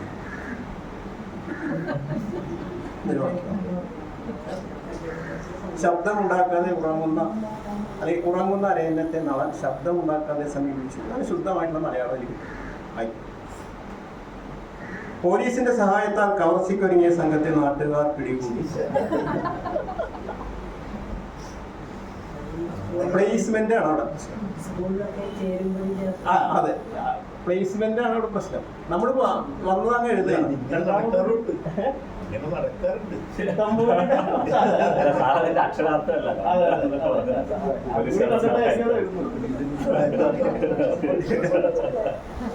ഇത് കഥയിലോ കവിതയിലോ ഒക്കെ വന്നാൽ എങ്ങനെ ഇരിക്കും എന്നുള്ളതാണ്. നമ്മളതിന്റെ അർത്ഥത്തിന്റെ വ്യത്യാസങ്ങളും കാര്യങ്ങളും എത്രത്തോളം പോകുന്നത് നമ്മൾ ആലോചിക്കണം. നമ്മൾ ഭാഷയുടെ ചരിത്രം പഠിക്കുമ്പോൾ ആദ്യം ആംഗ്യഭാഷ, പിന്നെ ആശയവിനിമയം, പിന്നെ ചിത്ര ലിപികൾ, ഒരു വരമൊഴി, അങ്ങനെയൊക്കെയാണ് അതിൻ്റെ രൂപാന്തരം വരും. ഇപ്പൊ കേരളത്തിലെ സംബന്ധിച്ച് 1772 റോമിൽ അച്ചടിച്ച വിദ്യാവിനോദിനി എന്ന ഗ്രന്ഥമാണ് ആദ്യത്തെ മലയാളത്തിലെ ഗ്രന്ഥം. നമ്മൾ പഠിച്ചിട്ടുണ്ട്. സംക്ഷേപ വേദാർത്ഥം എന്നാണ് അതിന്റെ പേര്. എന്തുകൊണ്ട് അത് കേരളത്തിൽ അച്ചടിച്ചില്ല? മലയാളം അച്ചടിക്കാൻ റോമിൽ പോകേണ്ട അവസ്ഥ. അപ്പൊ അങ്ങനെ വിദഗ്ധന്മാർ കൂടി ഇരുന്ന് ആലോചിച്ചപ്പോൾ ഇത് ഭാഷയുടെ സങ്കീർണതയാണ്. മലയാള ഭാഷയുടെ സങ്കീർണമായ എഴുത്ത്. അങ്ങനെയുള്ള കുറെ വാക്കുകൾ എഴുതുമ്പോൾ ഉണ്ടാകുന്നത് അതൊന്നും മറ്റു ഭാഷകളിലില്ല. ഇംഗ്ലീഷിലൊക്കെ എന്ത് സിമ്പിളാണ്. മലയാളം എഴുതുമ്പോൾ ഉണ്ടാകുന്ന പ്രശ്നമാണെന്ന് അവർ കണ്ടെത്തി. അതുകൊണ്ടാണ് അച്ചടി ഇവിടെ പ്രചരിക്കാത്തത്. അങ്ങനെ 1968 ഭാഷാ ഇൻസ്റ്റിറ്റ്യൂട്ട് സ്ഥാപിക്കും. കേരള ഭാഷാ ഇൻസ്റ്റിറ്റ്യൂട്ട് സ്ഥാപിക്കും. ഈ വിപരിഷ്കരണം ആരംഭിക്കുക എന്നുള്ളതാണ്. അതിനൊരു ലക്ഷ്യമായി. അപ്പൊ അന്നത്തെ ഭാഷാ പണ്ഡിതര്, വൈജ്ഞാനിക വിദഗ്ധന്മാർ ഒരു കമ്മിറ്റി ഉണ്ടാക്കി. 1970 2 മണി കഴിഞ്ഞപ്പോൾ കമ്മിറ്റിയുടെ പ്രവർത്തനം വേണ്ട രീതിയിൽ പോകാൻ ഡോക്ടർ കെ ഭാസ്കരൻ നായർ അധ്യക്ഷനായിട്ട് ലിപി പരിഷ്കരണം, ടൈപ്പ്റൈറ്റർ ലിപി പരിഷ്കരണം എന്നൊരു കമ്മിറ്റി ഉണ്ടാക്കി. അതായത് ഭാഷ നന്നാണെങ്കിൽ ടൈപ്പ്റൈറ്ററിൽ ചെയ്യാൻ കഴിയും. അതാണ് അവർ കണ്ടെത്തിയ ഒറ്റ മൂലി എന്ന് പറയും. വിത്തൗട്ട് ടൈപ്പ്റൈറ്റർ ഭാഷ വളരില്ല എന്നാണ്. അപ്പൊ അങ്ങനെ അതിന്റെ ചർച്ചകൾ നടന്നിട്ട് അന്ന് മുതൽ ഈ മലയാളത്തിലാക്കാനുള്ള ശ്രമം നടക്കുന്നുണ്ട്. മലയാളം ഭാഷ ഔദ്യോഗിക ഭാഷയുടെ ശ്രമം നടക്കുന്നു. എത്ര വർഷം ആലോചിച്ചത്? 1970 55 വർഷമായി പണി തുടങ്ങി. ഇപ്പൊ തന്നെ നമ്മുടെ കോടതി ഭാഷ എടുത്താൽ മലയാളമായിട്ടുണ്ടോ? മലയാളത്തിൽ കോടതിയിൽ ചീഫ് വിസ്താരം എന്നൊരു കാര്യമുണ്ട്. പകുതി ഇംഗ്ലീഷും പകുതി മലയാളമുണ്ട്. ചീഫ് വിസ്താരം എന്താണെന്നറിയില്ലേ? ആർക്ക് അറിയൂ? അതായത് വാദി ഒരു കേസ് കൊടുത്ത ആളെ അയാളുടെ വക്കീൽ തന്നെ, അവരുടെ വക്കീൽ തന്നെ വിസ്തരിക്കുന്നതിനെയാണ് ചീഫ് വിസ്താരം എന്ന് പറയുന്നത്. ഈ വാദിയെ പ്രതിവാദം വക്കീലും വിസ്തരിച്ചാൽ അത് ക്രോസ് വിസ്താരമായി. ഇതൊന്നും ഭാഷയിലൊരു മാറ്റം വരുത്തിയിട്ടില്ല കോടതി ഭാഷ. നമ്മളെന്നും പത്രത്തിൽ വായിക്കും ഹേബിയസ് കോർപ്പസ്, സുവോ മോട്ടോ, ഇത്തരത്തിലുള്ള കുറേ വാക്കുകളുണ്ട്. ഇത് പോവാറുണ്ടോ? കൃത്യ ഹർജികളാണ്. അപ്പൊ ഇതൊക്കെ വായിക്കുമ്പോൾ നമുക്കിത് എന്താണ് സംഭവം എന്ന് മനസ്സിലാവില്ല. യഥാർത്ഥത്തിൽ ഇംഗ്ലീഷ് പോലും അല്ല, ഇതൊക്കെ ലത്തീൻ വാക്കുകളാണ്. ഇതൊന്നും മലയാളമില്ല. ഹേബിയസ് കോർപ്പസ് ഡെയിലി പത്രത്തിൽ വരുന്ന കാര്യങ്ങളാണ്.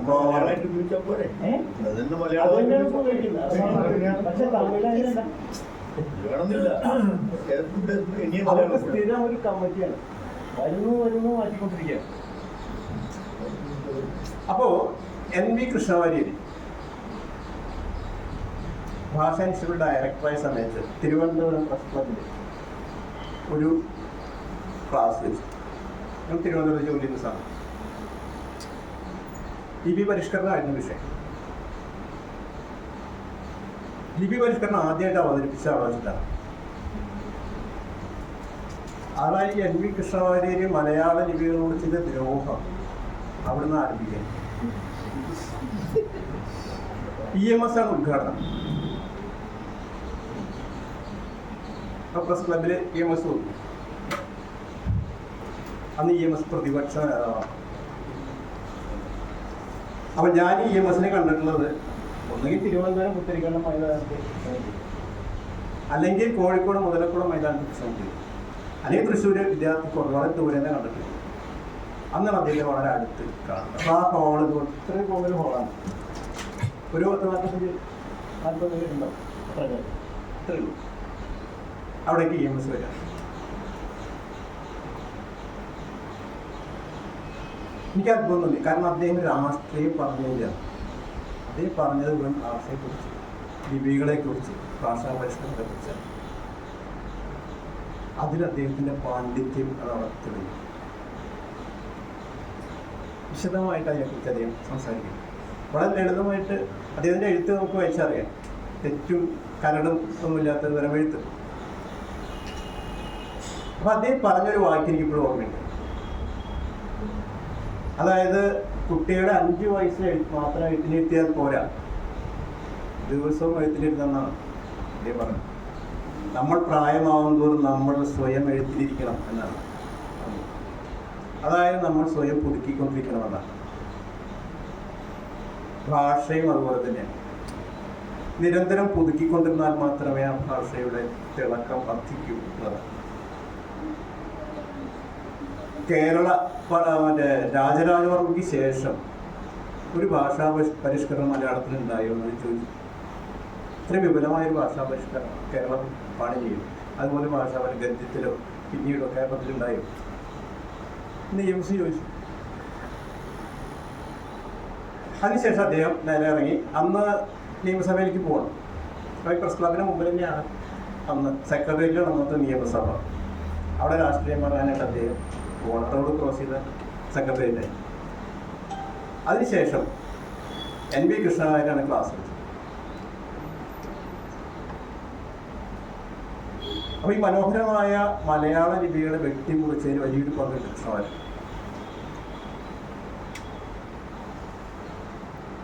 അത് ചെയ്തത് ഈ ടൈപ്പ് റൈറ്ററിനനുസരിച്ച് വാക്കുകളെ മുറിക്കുക ചെയ്തു. അല്ലാണ്ട് വാക്കുകൾക്കനുസരിച്ച് ടൈപ്പ് റൈറ്ററിനെ കൊണ്ടുവരാനുള്ള ചിന്തയല്ല അദ്ദേഹത്തിനുണ്ട്. നമ്മൾ എത്രയോ തലമുറകളായിട്ട് പഴാനീര് അടിയിലിട്ട് എഴുതു എന്ന് എഴുതുന്നു, കാ എന്നിട്ട് കുനിച്ച് പൂ എന്ന് എഴുതുന്നു. ഇത് കാ എന്ന് എഴുതിയിട്ട് അവിടെ ഒരു തൂക്ക് എഴുതുന്നു. സാരം ചെയ്തതാണ് ടൈപ്പ് റൈറ്റർ. ഴ എന്ന് എഴുതിയിട്ട് ഒരു തൂക്ക് എഴുതുന്നു, ഴു എന്നാവും. ഇങ്ങനെ ഭാഷയെ വാക്കുകളെ തൂക്കുകയായിട്ടാണ്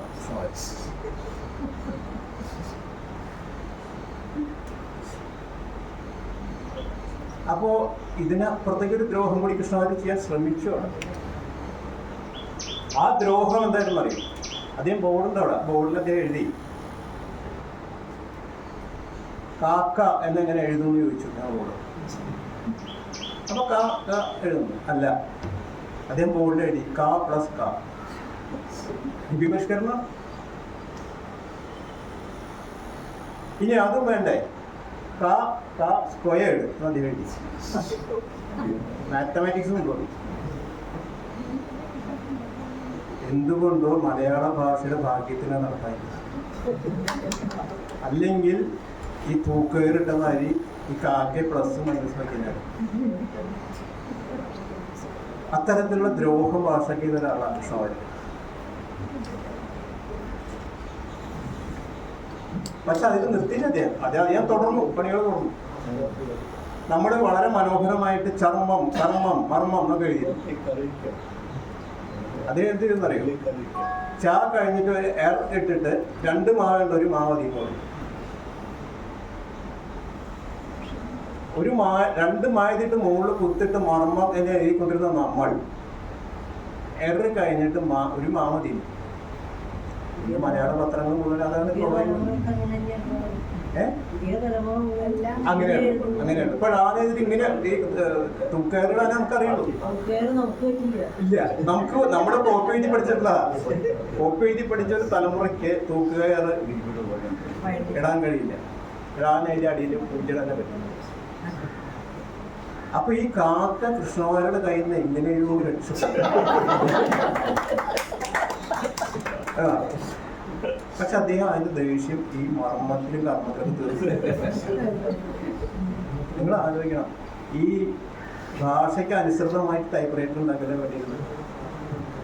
അല്ല, അതിന്റെ ലിപികൾ അങ്ങനെ ഉണ്ടാക്കലേ വേണ്ടിയിരുന്നു. അതിന് പകരം ചെരുപ്പിനൊത്ത് കാല് മുറിക്കുന്ന മാതിരിയാണ് എം ചെയ്തത്.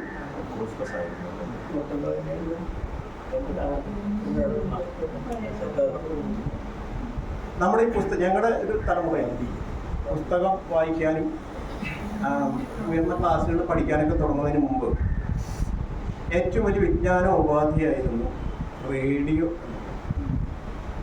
5 രൂപ ലൈസൻസാണ്. 5 രൂപ ലൈസൻസ് എടുക്കും റേഡിയോ.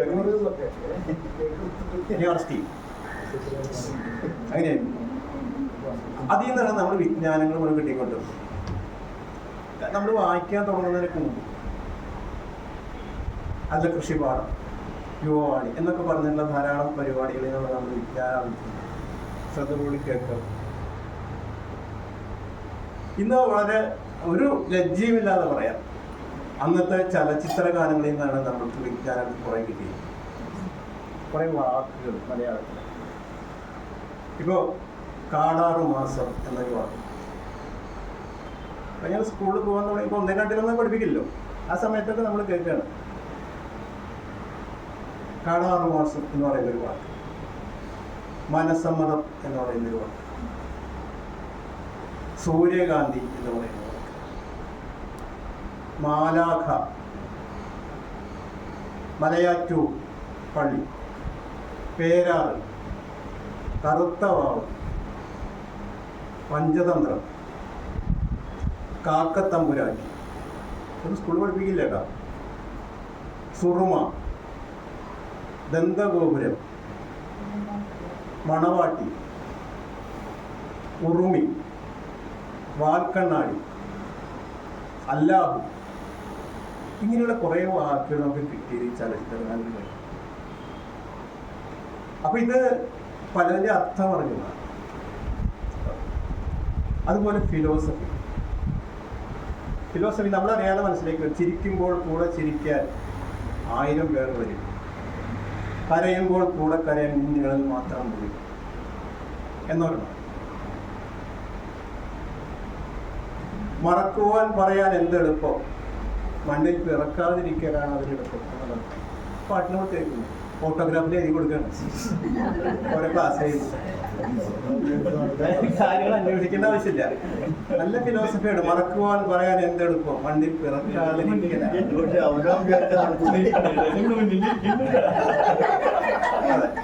കാരണം നമുക്ക് അതിനപ്പുറത്തേക്കുള്ള വായില്ല, അതിനപ്പുറത്തേക്കൊരു ഫിലോസഫി കിട്ടാനില്ല നമുക്ക്. അപ്പൊ വളരെ ഈസി ആയിട്ട് എഴുതാൻ പറ്റിയ കാര്യമാണ്. അതാണ് ഈ പാട്ടുകളിൽ നമ്മൾ ആർജിച്ചെടുത്ത ഒരു സംഗതി. അപ്പൊ ഞാൻ ഈ പല വാക്കുകളുടെ അർത്ഥം ചോദിക്കുമ്പോൾ അച്ഛന് ശബ്ദാരാജി എടുത്ത് തരും.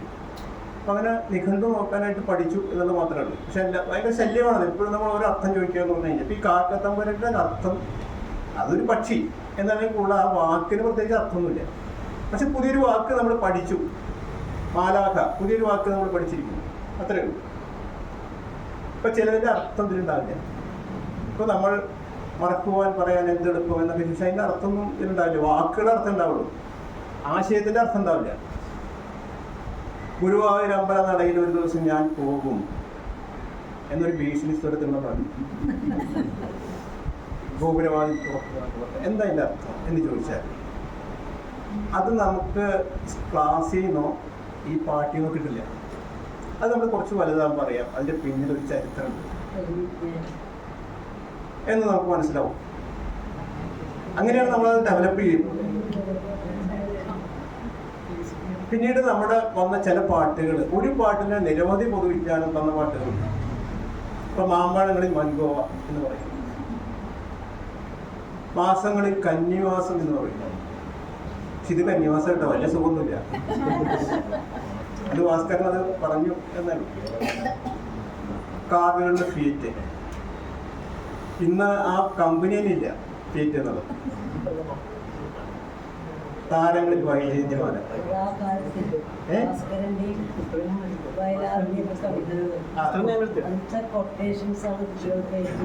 അതെ.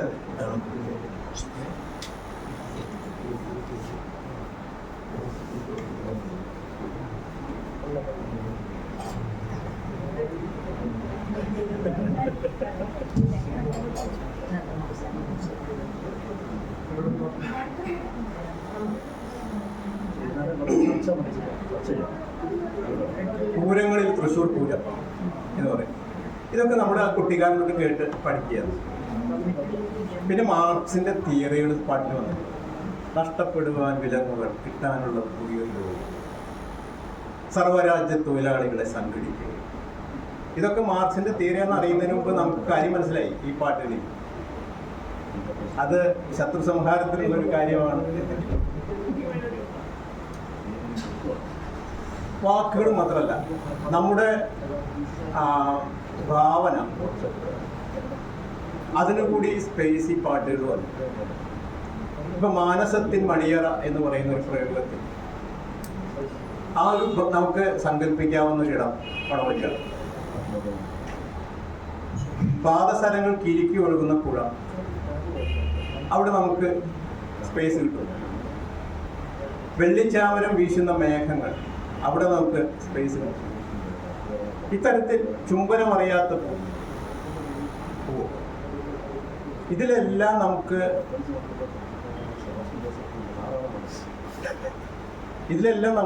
ഒരു സ്പേസ്, നമ്മുടെ ഭാവനയ്ക്ക് ഒരു സ്പേസ് കിട്ടുന്നത് ഈ പാട്ടുകളിൽ നമ്മൾ ആർജിച്ചിട്ടൊരു സംസ്കാരമാണ്. വനജോത്സവ നനയ്ക്കാൻ മൺകുടം കൊണ്ട് നടക്കുന്ന പൗർണമിയെ കുറിച്ച് എനിക്ക് പറയുന്നു. ഇതൊക്കെ നമ്മുടെ കുട്ടിക്കാലത്ത് നമ്മുടെ മനസ്സിലേക്ക് ഇട്ട് തരുന്ന ഒരു വിത്തുകളുണ്ട്. ഇതൊക്കെ നമ്മൾ വളർന്നും തോറും നമ്മളൊപ്പം വളർന്ന് പന്തലിക്കുക ആ ഭാവന. അതാണ് ഈ പാട്ടുകൾ ചെയ്തത്. ഇന്നത്തെ കുട്ടികൾക്ക് ആ സൗകര്യം. പഴയ പാട്ടെന്നല്ലേ, പാട്ടിൽ വല്ല ഞരങ്ങലോ മൂളലോ ഓടിയിടലൊക്കെയാണ് ഇന്നത്തെ പാട്ടുകൾ. ലിറിക്സ് ഇല്ല. ആ ലിറിക്സ് ഒന്നും പഠിക്കാനുമില്ല.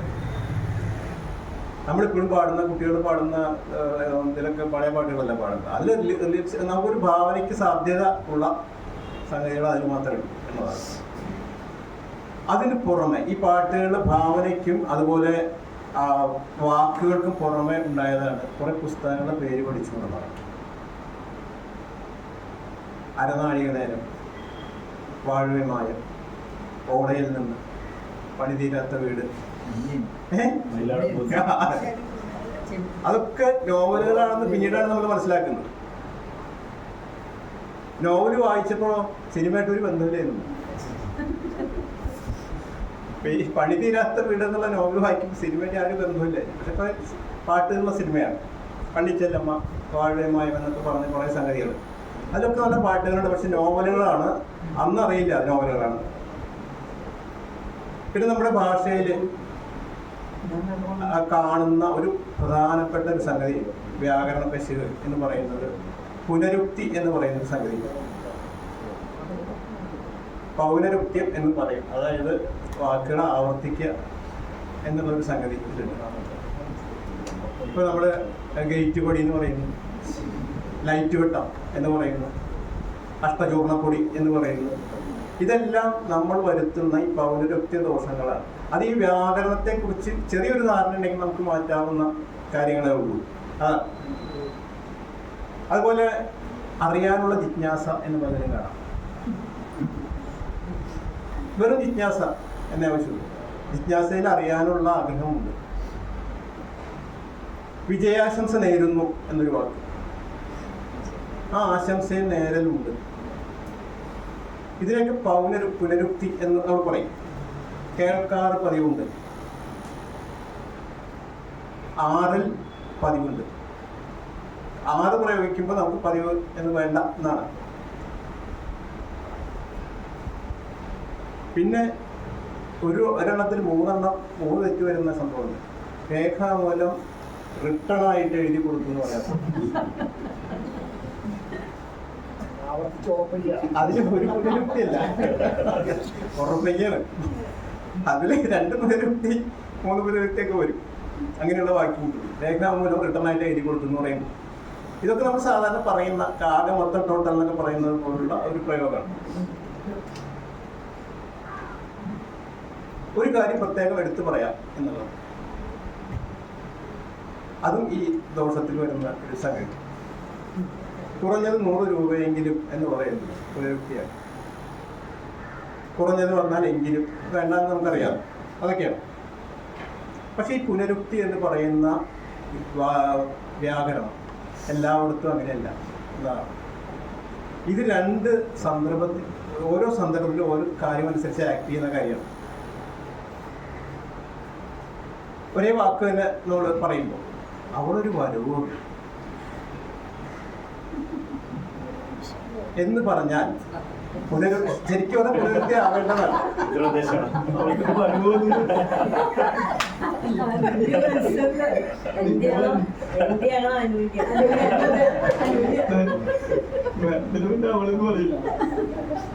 അവിടെ 2 വാക്കുകൾ ഒരേപോലെ, അവളൊരു വരവ് വന്നു എന്ന് പറയുമ്പോൾ 2 വാക്ക് തന്നെയാണ്, രണ്ട് ഒരു വാക്കാണ്. പക്ഷെ അത്ര വ്യത്യാസം നോക്കാം. ഞാനൊരു ഞെട്ടിയിരിക്കും എന്ന് പറയുമ്പോൾ ഉണ്ടാകുന്ന ശക്തി, വാക്കിന്റെ ശക്തി. ഇത് നമ്മുടെ വള്ളത്തോളെ ശിഷ്യനും മകനും എന്നൊരു കാവ്യമുണ്ട്. ശിഷ്യനും മകനും എന്നൊരു കാവ്യം. അതിൽ പാർവതിയുടെ നോട്ടത്തെ കുറിച്ച് വള്ളത്തോൾ പറയും. ജ്വലിച്ച കൺകൊണ്ടൊരു നോക്ക് നോക്കി എന്നാണ് പറയുന്നത്. അവിടെ പുനരുക്തി ദോഷം ഇല്ല. സംഭവം 2 ഒരേ വാക്കുകളാണെങ്കിൽ അങ്ങനെ വാക്കുകൾക്ക് ശക്തി പകരാൻ വേണ്ടിയിട്ട് ഈ പുനരുക്തി എന്ന് പറയുന്ന സംഗതി പ്രയോഗിക്കുന്ന ഏർപ്പാടുമുണ്ട്. വളരെ സൂക്ഷ്മമായിട്ടുള്ള വ്യാകരണം.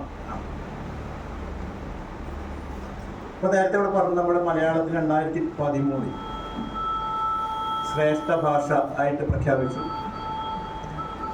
അത് 5ാമത്തെ ശ്രേഷ്ഠ ഭാഷയാണ്. തെലുങ്ക്, തമിഴ് അങ്ങനെയുള്ള സാധനങ്ങളൊക്കെ ആയിട്ട് 5ാമത്തെ ശ്രേഷ്ഠ ഭാഷ. 22 ഔദ്യോഗിക ഭാഷകളാണ് ഇന്ത്യയിലുള്ളത്. 22 എടുക്കും. അതല്ലാത്ത ലിപി ഇല്ലാത്ത 100,000 ഭാഷകൾ വേറെ. 4.25 കോടി ആളുകൾ ഈ ലോകത്ത് മുഴുവനായിട്ട് മലയാളം പറയുന്നതാണ് ഏകദേശം ഒരു കണക്ക്. നമുക്ക് ശുദ്ധമായൊരു ഭാഷ നമുക്കില്ല. മലയാളം എന്ന് പറയുന്നത് ശുദ്ധമായപ്പോൾ നേരത്തെ പറഞ്ഞതുപോലെ പല വാക്കുകളും മറ്റ് വിദേശ ഭാഷകളിൽ നിന്നുള്ള വാക്കുകളാണ്. സ്വന്തമായൊരു മലയാളം നമുക്കില്ല. സംസ്കൃതം, തമിഴ് എല്ലാത്തിനും മുകളിൽ കലർപ്പ് ഭാഷയാണ് ഈ മലയാളം എന്ന് പറയും. ഫ്രഞ്ച്, ഡച്ച്, ലത്തീൻ, അറബി, അങ്ങനെ പലതരം ഭാഷ. അറബിയിൽ നിന്ന് മലയാളത്തിലേക്ക് വന്ന വാക്കുകൾ നമ്മൾ എടുത്ത് നോക്കിയാൽ കുറച്ചെണ്ണം പറയാം. ജില്ല എന്ന വാക്ക് നമ്മൾ സമ്പൂർണ്ണ മലയാളമായിട്ട് പറയുന്ന ഒരു വാക്കാണ്, അറബിയാണ്. ആപത്ത്, കസബ. കസബ പോലീസ് സ്റ്റേഷൻ പറഞ്ഞിട്ട് നമുക്കറിയാം, അത് പ്രധാന നഗരം എന്നാണ് അതിൻ്റെ അർത്ഥം. താലൂക്ക്, ഗുമസ്തൻ, റവന്യൂ ഡിപ്പാർട്ട്മെന്റിലെ ഏകദേശം എല്ലാ വാക്കും. ജവാൻ, ശിപായി, ശരാശരി, മരാമത്ത്, കരാറ്, നികുതി, ജപ്തി, ജാമ്യം, ദല്ലാള്, താക്കീത്, രാജി, റദ്ദ്, വക്കീല്, പരാതി, തവണ, പീരങ്കി, ഉറുമി, കർപ്പൂരം. ഇതെല്ലാം അറബി വാക്കുകളാണ്. കുറച്ചെണ്ണം ഞാൻ നോക്കാം.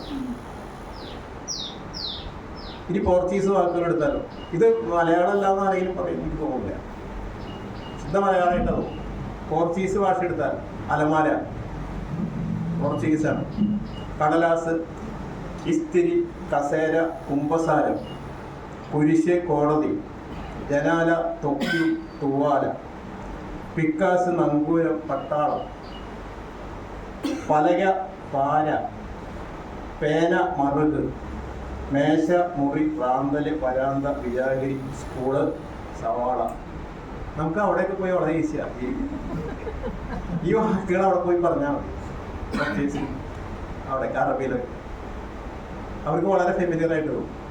നമുക്കും ഇത് നമ്മുടെ മലയാളമാണ്, വേറൊരു ഭാഷയിൽ നിന്ന് എടുത്തതല്ല. നേരത്തെ പറഞ്ഞ ഹേബിയസ് കോർപ്പസ് എന്ന് പറയുന്നത് മലയാളമാണ്. ഇപ്പോൾ അതുപോലൊരു കടം കൊണ്ട ഒരു ഭാഷയാണ് മലയാളം. ഇനി ഫ്രഞ്ചിനും ലത്തീനൊക്കെ ഇഷ്ടംപോലെ വാക്കുകളുണ്ട്, അതൊന്നും പറഞ്ഞാൽ അത് അവസാനിക്കില്ല. അപ്പോൾ മലയാളത്തിൻ്റെ ഒരു പ്രത്യേകത ഈ വാക്കിനും വാക്യത്തിനും അർത്ഥം കൊടുക്കുന്നത് ശബ്ദമാണ്, അഥവാ ടോൺ ആണെന്നുള്ളതാണ്. നമ്മൾ ഏത് ടോണിൽ പറയുന്നുവോ അതാണ് അതിൻ്റെ അർത്ഥം. ഈ ഭാഷയുടെ ഒരു പ്രത്യേകത അതാണ്. ഇപ്പം എന്താണ് എൻ്റെ ഉദ്ദേശം എന്ന് 4-5 തരത്തിൽ ചോദിക്കാം. ആ ടോണിൽ ഓരോ വാക്കിനും ഊന്നൽ കൊടുത്തുകൊണ്ട് ചോദിക്കാം. എന്താ എൻ്റെ ഉദ്ദേശം എന്ന് ചോദിക്കാം, എന്താ ഇതിൻ്റെ ഉദ്ദേശം എന്ന് ചോദിക്കാം. ആ ടോൺ അനുസരിച്ച് അർത്ഥം മാറുന്ന ഒരു ഭാഷയാണ് മലയാളം പറയും. അത് വലിയൊരു സംസാരിക്കുമ്പോൾ സൂക്ഷിക്കണം എന്ന് പറയുന്നത് അതുകൊണ്ടാണ്. നമ്മളറിയാതെ ഒരു ടോൺ ചെറുതായിട്ടൊന്ന് മാറിപ്പോയാൽ വലിയ ഭവിഷ്യത്തുകളുണ്ടാവും. എഴുതുമ്പോൾ ഈ പ്രശ്നമില്ല. എഴുതുമ്പോൾ നമുക്ക് ടോൺ കൊണ്ടുവരാൻ പറ്റില്ലല്ലോ. അതേ വികാരത്തിൽ നമുക്ക് എഴുതാൻ കഴിയില്ല. ഇപ്പം എന്താ നിന്റെ ഉദ്ദേശം എന്ന് ദേഷ്യത്തോടെ അയാൾ ചോദിച്ചു എന്നുണ്ടെങ്കിൽ എഴുതാം. അയാൾ വികാരം പറയേണ്ടി വരും അവിടെ. പക്ഷെ നമ്മൾ ടോൺ ആക്കുമ്പോൾ വികാരത്തിൻ്റെ ആവശ്യമില്ല, വ്യക്തമാണ്.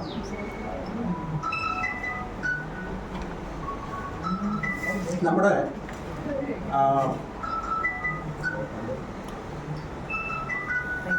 അതിലിപ്പോൾ നമ്മൾ പറയാറുണ്ട്, നമ്മുടെ ഭാഷയിൽ വികാരം കൊണ്ടുവരുന്നതിനെ കുറിച്ച് നമ്മൾ പറയും. നമ്മുടെ മൈ ഗോൾഡൻ ചൈൽഡ് എന്നൊരു കുട്ടിയെ നമ്മൾ വിശേഷിപ്പിച്ച് കഴിഞ്ഞാൽ കുട്ടിക്ക് പ്രത്യേകിച്ചൊന്നും തോന്നില്ല.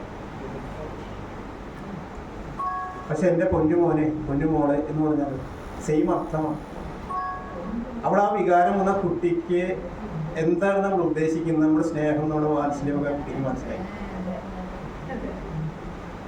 മൈ ഗോൾഡൻ ചൈൽഡ് എന്ന് പറയുമ്പോൾ അർത്ഥം ഒന്നാണ്. അതാണ് ഈ ഭാഷാപരമായിട്ടുള്ളൊരു വികാരം എന്ന് പറയും. നേരത്തെ ഞാൻ പറഞ്ഞതുപോലെ ഭാഷയുടെ വെളിച്ചം എന്ന് പറയുന്നതാണ്. അതുകൊണ്ടാണ് നമ്മൾ ചില വാക്കുകൾ കേൾക്കുമ്പോൾ കൺഫ്യൂഷൻ ഉണ്ടാവും. അപ്പോൾ നമ്മൾ സ്ഥിരമായിട്ട് പല പ്രയോഗിക്കുന്ന വാക്കുകൾ ഭയങ്കരം, ഭയങ്കര സ്നേഹം, ഭയങ്കര ഇഷ്ടം, ഭയങ്കര സ്വാദ് എന്നൊക്കെയുള്ള വാക്കുകൾ നമ്മൾ പ്രയോഗിക്കുക. അങ്ങനെ വരുമ്പോൾ യഥാർത്ഥത്തിൽ ഒരു വിരുദ്ധമായ ആശയം അവിടെ വരിക. മുമ്പൊരിക്കലും ഞാനിവിടെ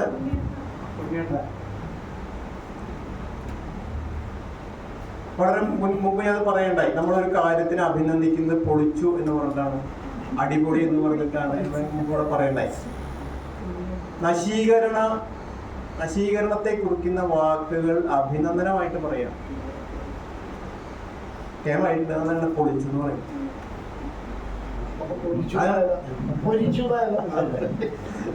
അത് ഭയങ്കര ഇഷ്ടമായിട്ട് മാറുന്നു, ഭയങ്കര സ്നേഹവും ഭയങ്കര സ്വാദും ഒക്കെ ആയിട്ട് മാറുന്ന കാര്യങ്ങളാണ്. നമ്മുടെ ഈ തൈരും മീൻകറി വിരുദ്ധാഹാരം അങ്ങനെ സംഗതി ഇല്ലേ, തൈരും മീൻകറി അങ്ങനെ ഉണ്ടായില്ല. അത്ര ചേർച്ചയാണ് ആ വാക്കുകൾ, ഭയങ്കര സ്നേഹം. പിന്നെ മറ്റൊരു വാക്ക് നമ്മൾ സ്ഥിരമായിട്ട് പത്രത്തിൽ കാണുന്നതാണ് പ്രമാദം എന്നുള്ളൊരു വാക്ക്. പ്രമാദം യഥാർത്ഥത്തിൽ എൻ്റെ അർത്ഥം തെറ്റ് എന്നാണ്.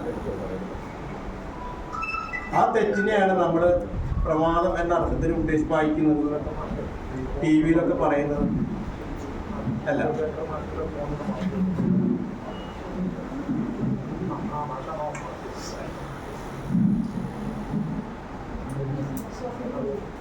പ്രമാദമായ കൊലക്കേസ് ഒച്ചപ്പാടുണ്ടെങ്കിൽ ഒരു കൊലക്കേസ് നമ്മൾ അർത്ഥമാക്കുന്നുള്ളൂ. പക്ഷെ പ്രമാദമായ കൊലക്കേസ് എന്ന് പറയുമ്പോൾ പ്രമാദം എന്ന് പറഞ്ഞാൽ തെറ്റെന്നുള്ള അർത്ഥമാണ്. ശരിക്ക് ആ വാക്കിന്റെ അർത്ഥം തെറ്റിയതാണ്. ഇതാണ് കോളിളക്കം സൃഷ്ടിച്ച അർത്ഥത്തിൽ നമ്മൾ പ്രയോഗിക്കും. ഈ തമിഴില് പ്രമാദമുണ്ട്. തമിഴിലെ പ്രമാദത്തിന് ഇവിടുത്തെ ദയയുടെ അല്ല വരിക, തലയുടേതാണ്. അവിടെ ധനത്തിന്റെ ദായും ദയയുടെ ദായും അതുപോലെ മറ്റേ ഒരു തലയുടെ ദാ മാത്രമേ തമിഴിലുള്ളൂ. ദാന്നും തമിഴിലില്ല. നമ്മൾ ധനത്തിൻ്റെതായിട്ട് എഴുതുന്നു തമിഴിലില്ല. അവരുടെ അക്ഷരമാലയിലില്ല. അത് അവർ പ്രമാദം ரொம்ப പ്രമാദമായിരിക്കും എന്ന് പറഞ്ഞാൽ ഗംഭീരമായിട്ടാണ് അതിൻ്റെ അർത്ഥം. അതാണ് നമ്മൾ മലയാളത്തിൽ പ്രമാദം എന്ന വാക്കെടുത്തിട്ട് പ്രമാദമായ കൊലക്കേസ് എന്ന് പറയുന്നത്. ഈ വാക്കുകൾക്ക് എങ്ങനെയാണെന്ന് വെച്ചാൽ വാക്കുകൾക്കൊരു ജീവനുണ്ട്. രുചിയും മണവും ഗന്ധമൊക്കെ ഉള്ളൊരു കാര്യമാണ് ഈ വാക്ക് എന്ന് പറയുന്നത്. അതിന് വികലമായിട്ട് പ്രയോഗിക്കുമ്പോഴാണ് നമുക്ക് അസ്വസ്ഥത ഉണ്ടാകുന്നത്. നമ്മുടെ ജീനുകളും നമ്മുടെ ചരിത്രവും നമ്മുടെ പാരമ്പര്യമൊക്കെ വാക്കുകൾക്ക് ബന്ധം.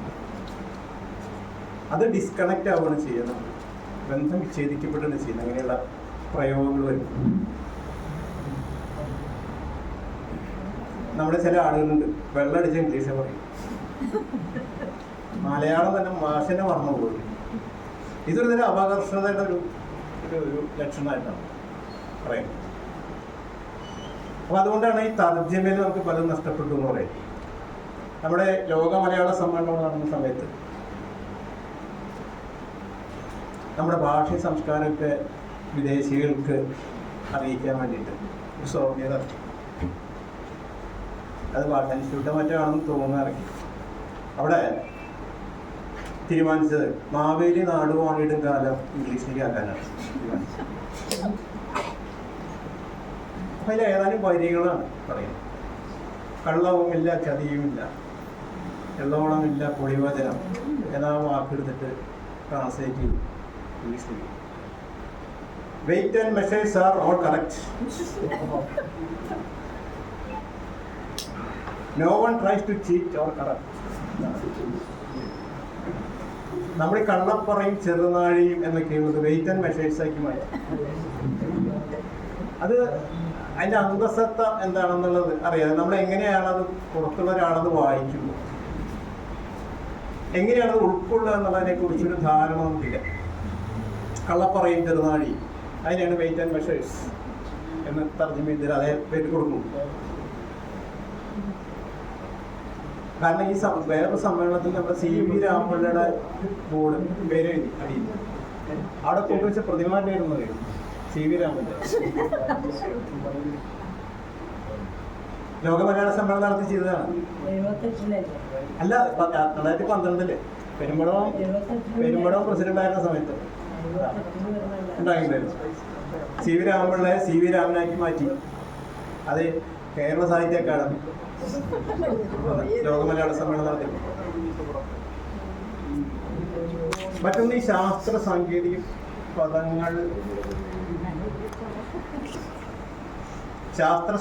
പദങ്ങൾ മലയാളത്തിലേക്ക് മാറ്റുമ്പോൾ ഉണ്ടാകുന്ന അതിന് കമ്മിറ്റി ഉണ്ടായിരുന്നു. അതിലും എൻവിക്സമായിട്ടുണ്ട് ആ കമ്മിറ്റി ഉണ്ടായിരുന്നു. അപ്പോൾ അതിലെ RHOMBOS റോംബസ് എന്ന് പറയുന്ന ഒരു പദമുണ്ട്. കണക്കാണ് മാത്തമാറ്റിക്സിൽ അറിയാതെ. അപ്പൊ അതിന് 4 വശം തുല്യമായ ഭുജം എന്നാണ് റോംബസ് എന്ന് പറയുന്ന അർത്ഥം വരിക. അപ്പൊ ഇതിന് നമ്മൾ കൊടുത്ത തർജ്ജമ എന്താ അറിയാം?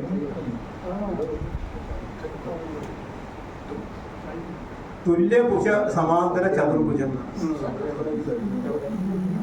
നമ്മൾ അതിന്റെ മലയാളം കൊടുത്തു. അതുപോലെ സ്വിച്ചിന്റെ നമുക്ക് എല്ലാവർക്കും അറിയാലോ. സ്വിച്ചിന്റെ വിദ്യുച്ഛക്തി ഗമനാഗമന നിയന്ത്രണ യന്ത്രം എന്നാണ് സ്വിച്ചിന്. SWITCH 6 വാക്കുള്ള ഒരു സാധനത്തിന് ഒരു വാക്കിന് നമ്മൾ 16 അക്ഷരം കൊണ്ടാണ് തർജ്ജമ കൊടുക്കുന്നത്. ഇതേ സ്വിച്ചിന് തമിഴൻ തർജ്ജമ കൊടുക്കുന്നു. ആ പേര് മാര് എന്നാണ് സ്വിച്ചിന് പറയുന്നത്. അതാണ് തർജ്ജമ എന്ന് പറയുന്നത്. അതായത് SWITCH 6 വാക്കുള്ള സ്വിച്ചിനെ 2 വാക്കിലേക്ക് ചുരുക്കുകയാണ്. അതാണ് ഭാഷാ പരിഷ്കരണം എന്ന് പറയുന്നത്.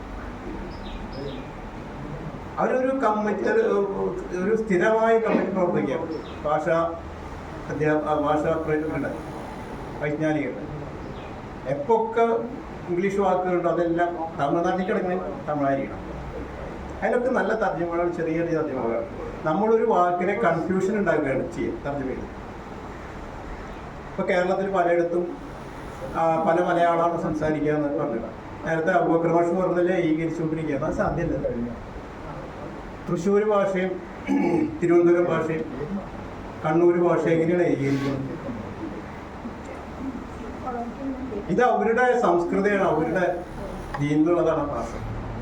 അത് ഏകീകരിച്ചിട്ട് ഒന്നാക്കി മാറ്റാൻ എഴുതുമ്പോൾ ചെയ്യാം, സംസാരിക്കുമ്പോൾ സാധ്യമല്ല. ഇപ്പോൾ കണ്ണൂർ കാസർഗോഡ് ഭാഗത്ത് ചാടുക എന്ന് പറയുന്നത് എറിയുക എന്നർത്ഥം. ഇത് മലയാളമാണെന്ന് നമുക്ക് വിശ്വസിക്കാൻ കഴിയും. എണ എന്ന് പറയും. എണ എന്ന് പറഞ്ഞാൽ എടി എന്നാണ് പറയുന്നത്. എണയെന്ന് വിളിച്ച എടി എന്നാണ് കേൾക്കേണ്ടവർ കേൾക്കുമ്പോഴേ. ഇല്ലണേ എന്ന് പറഞ്ഞാൽ ഇല്ലടി എന്നാണ് അർത്ഥം വരുന്നത്. നമ്മൾ അവിടെ പോയിരുന്നു കഴിഞ്ഞാൽ നമുക്ക് എന്ത് കിട്ടും? എശൽ എന്ന് പറഞ്ഞാൽ അഹങ്കാരം എന്നാണ് അർത്ഥം. ഓടെന്താ ശരത്തിയത് എന്ന് പറഞ്ഞാൽ മറ്റു ഭാഷ ജില്ലക്കാർക്ക് മനസ്സിലാവില്ല. അവിടെ എന്താ അഹങ്കാരിയാണെന്ന് പറയുന്നത്. പിന്നെ അവരുടെയൊക്കെ വിഷയം എന്ന് പറയുമ്പോൾ വിശേഷം. അതുപോലെ എനിക്ക് പൈക്കുന്നു എന്ന് പറഞ്ഞാൽ എനിക്ക് വിശക്കുന്നു എന്നാണ് അർത്ഥം പറയുന്നത്. അവിടെ എന്താ സംഗതി എന്ന് വെച്ചാൽ വാ എന്ന വാക്കില്ല കണ്ണൂര്. വാക്ക് വരെ ബാ ആണ് ഉപയോഗിക്കും. വേഗം എന്നുള്ളത് ഓരത് വല്ലാത്തൊരു വർത്താനം. വേഗം തിരിയൂല എന്ന് കണ്ണൂർക്കാരൻ പറഞ്ഞാൽ അവിടെയൊക്കെ നമ്മൾ വാ വെച്ചിട്ട് ആ വാക്കുണ്ടാക്കണം. വേഗം തിരിയില്ല എന്ന് പറഞ്ഞാൽ വേഗം തിരിയില്ല എന്ന് നമ്മൾ അർത്ഥമാക്കി എടുക്കണം. അതാണ് ആ ഭാഷയുടെ ഒരു പ്രത്യേകത. ഇത് നമ്മൾ ഓരോ ജില്ലയിലും ജീവിക്കുമ്പോൾ താമസിക്കുമ്പോൾ നമുക്കറിയാം അവിടുത്തെ ഭാഷാഭേദങ്ങൾ. ഞാൻ ഒന്ന് രണ്ട് കാര്യങ്ങൾ പറഞ്ഞു. കേരള കോൺഗ്രസ് തുടർന്നപ്പോൾ ആർ ബാലകൃഷ്ണപിള്ള പ്രസംഗിക്കുന്നു തിരുവനന്തപുരത്ത്. അപ്പോൾ കെ എം മാണിയുടെ കേരള കോൺഗ്രസ് തുടർന്ന് KCOB ഉണ്ടാവുക, കേരള കോൺഗ്രസ് ബി ഉണ്ടാവുക. അപ്പോൾ പിള്ള പ്രസംഗിക്കുകയാണ്. ഓൻ്റെ പേര് ഞാനിവിടെ പറയുന്നില്ല, അല്ലെ മാണിയുടെ, അതിവിടെ തെറിയണം. തിരുവനന്തപുരത്തെ പേരൊന്ന് അടികൂടി. കോട്ടയത്തെ ഒരു പേര്, ഒരാളുടെ പേര് തിരുവനന്തപുരത്ത് തെറിയണം. തൃശ്ശൂരിലെ കൊള്ളി തിരുവനന്തപുരത്ത് തെറിയണം. നമ്മൾ 1 കിലോ കൊള്ളി 2 കിലോ കൊള്ളിയൊക്കെ മേടിച്ച് കഴിക്കും.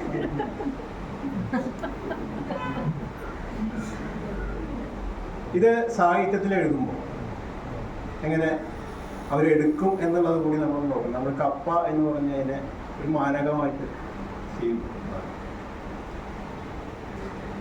ഒരു കാര്യം കൂടി പറഞ്ഞ് നിർത്താം. നമ്മൾ ഈ ഇവിടെ ഒരു വാക്ക് പറയില്ലേ, നമ്മൾ പോകുന്നതിന് എന്താ പറയുക, പോകുന്നതിന് ഞാൻ പോകട്ടെ വരട്ടെ എന്ന് അങ്ങനെയില്ലേ? അത് തൃശ്ശൂർ മാത്രമാണോ?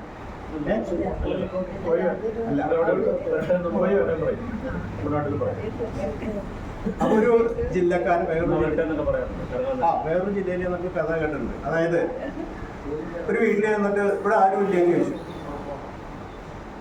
അപ്പൊ ഒരു സ്ത്രീ പുറത്തേക്ക് ഇറങ്ങി വന്നു. ഒരു സുന്ദരിയായിട്ട് ഒരു സ്ത്രീ പുറത്തേക്ക് ഇറങ്ങി വന്നു പറഞ്ഞു, ഇല്ല ഞാൻ മാത്രമേ ഉള്ളൂ എന്ന് പറഞ്ഞു. അപ്പൊ ഏന്ന് വെച്ചാൽ എന്നാ വരട്ടെ എന്ന് ചോദിച്ചു. പിന്നെന്ത് സംഭവിച്ചു എന്നുള്ളത് കാര്യം. എന്നാ ഞാൻ വരട്ടെ. അല്ല, നന്ദി, നമസ്കാരം.